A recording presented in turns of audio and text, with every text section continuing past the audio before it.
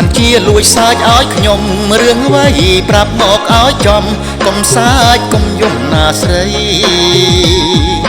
បើមិនស្មឹង5ចុងពិសីកុំឲ្យបងនៅសង្ស័យក្រុមពេលវេលាបើ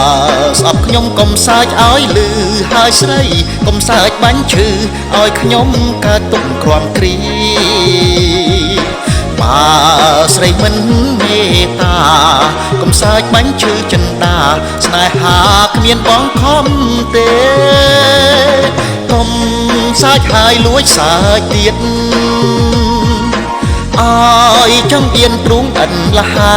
បើស្នេហ៍មិនពិតសូមតែចិត្តកុំតាមផ្ដន់ទីខ្ញុំមិនស្បន់តែខ្ញុំខ្លាចណាស់ខ្លាចជួបនឹងស្នេហ៍បោកប្រាំងពិតណាស់ជាវេទនាបើស្នេហ៍ខ្ញុំជាស្នេហ៍រស្យាគួរតែខ្ញុំសូមស្មាលាកុំឲ្យក្រំគ្រាព្រោះស្នេហ៍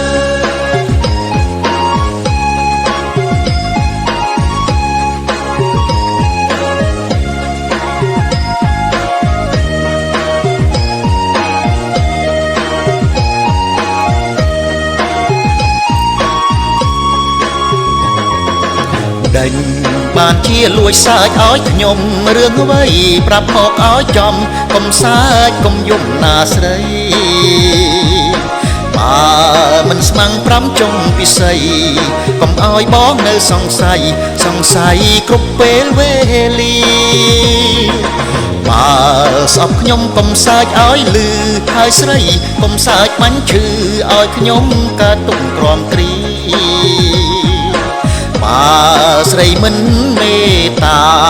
កុំសាច់បាញ់ឈឺចិនដាស្នេហាគ្មានបងខំទេ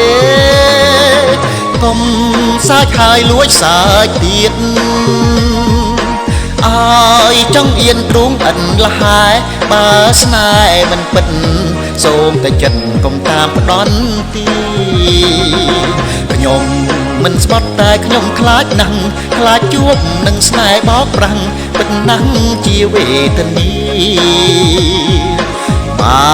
ស្នេហ៍ខ្ញុំជាស្នេហ៍រស្យាគួរតែខ្ញុំសូមស្មាលាកុំឲ្យក្រំគ្រាព្រោះស្នេហ៍